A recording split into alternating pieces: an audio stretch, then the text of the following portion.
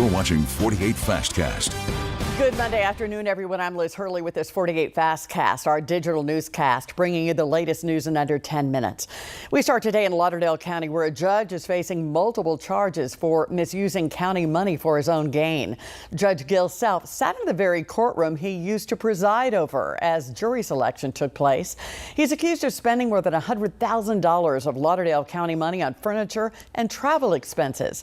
Self claims that he made mistakes and tried to fix them. If convicted, he faces up to 20 years in prison.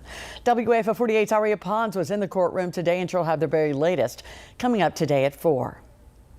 Now to Montana, where we are learning more about a Huntsville family who died in a plane wreck.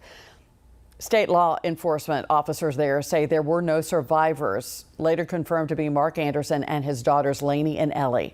Huntsville High School, where the daughters attended and graduated from, offered virtual learning today and had counselors on hand on campus. A vigil scheduled for midweek at Milton Frank Stadium. 48's Kalini spoke to a family friend about what this family means to our community and what Misty Anderson now faces without her husband and daughters. We'll hear from them in our evening newscasts. Another subtle change in the weather coming in the next 24 hours. This front will come in and it has very limited moisture to work with. We'll go hour by hour through your Tuesday coming up. Right now, your Monday looks pretty good out there. 74 in the Shoals. Not much wind, but the wind we have is going to be out of the northwest and reinforcing northwest wind as we go through the day tomorrow. 75 down in Tuscaloosa, 75 over in Atlanta. A lot of low 70s around here. And there's that next colder air mass up there in Minneapolis, Sioux Falls in the 50s. That area of low pressure will swing across the Great Lakes, drag a cold front through here tomorrow afternoon, and temperatures will drop into the low 40s again by Wednesday morning. Wednesday afternoon, upper 60s. More details and your 10-day forecast coming up. Thank you, Brad. Changes are coming to Medicare in 2026. And if you're enrolled, you will soon pay higher premiums and out-of-pocket costs. The monthly premium for Medicare Part B, which covers outpatient services, is projected to cost $206 next year. That's a $20 increase from this year. If you're on Social Security, the premium cost will be deducted from your Social Security check. And that's why Kimberly Reynolds with the Welch Group says now's the ideal time to review your plan as 2025 winds down. Just because you're on a particular plan last year that worked well for your medical and prescription needs does not mean it will be the best plan for the next year. So I just encourage everyone that's on Medicare to review the plans. Open enrollment for Medicare ends December the 7th. The Van Brown Center announced a star-studded lineup to honor some of the biggest names in 90s country music. We'll tell you more about it when we come back.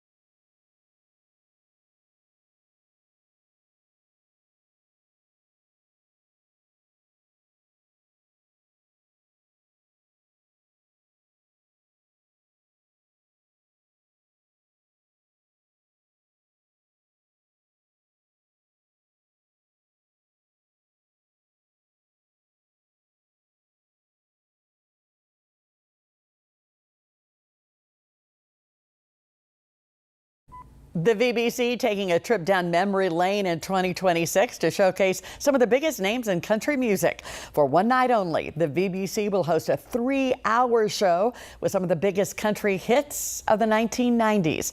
If you can't make it, the concert will be filed for later use on TV. Some of the performers include Rhett Atkins, Billy Dean, Tracy Byrd, and many more. Tickets go on sale this Friday. To see the full list of performers, head on over to our website, WAFF.com. Now, your first alert weather with Chief Meteorologist Brad Travis. Well, quiet Monday afternoon. A fast-moving cold front will move through here for your Tuesday afternoon and bring with it just a very subtle chance of a shower, and that's it.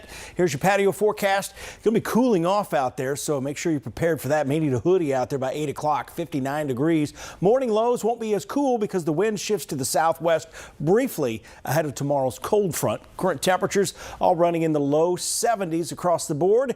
You can see our cold front right now near Omaha, Nebraska. This area low pressure is going to be a fast mover. Looks like it's probably an Alberta Clipper up there at first observation. Got a lot of energy with it, a lot of wind up here. That's going to continue to cruise to the east, but our rain chances very small as this moves through tomorrow. Here's 6 o'clock in the morning. Waking up with more clouds. They will increase ahead of this frontal boundary. Notice by 7 o'clock in the morning, just a spotty shower near Phil Campbell, probably south of Russellville, tracking off to the east. And by 9:30, same thing in around Phil Campbell and Hackleburg, a shower or two, and even in the Huntsville metro area. That's the front. It's going to start sweeping through, clearing skies quickly behind it. So tomorrow afternoon, a really nice day, a little bit breezy, west winds at about 11, gusting to about 16 miles an hour. And then overnight tomorrow night, really cooling down once again, all the way down into the low 40s again. So tonight, 52, a clear sky early on, but the clouds do build early in the morning. Tomorrow, partly cloudy early on and then mostly sunny in the afternoon. A warm day, we'll call it, 72 degrees, but I think that's probably more considered mild, isn't it? Here's your 10-day forecast. Huntsville Havoc, first home game coming up this Friday. Downtown Huntsville, be sure to catch that if you can. 72 tomorrow, 69 Wednesday behind the front. Northerly winds a little breezy throughout the day Wednesday, but not as windy as it was yesterday, that's for sure. And then as we approach the weekend, we've got another disturbance coming in, a very slight chance of rain here Saturday into Sunday. And by Monday, scattered showers. Temperatures, look at this, they go way down Thursday. So the day before Halloween, another cold front coming in.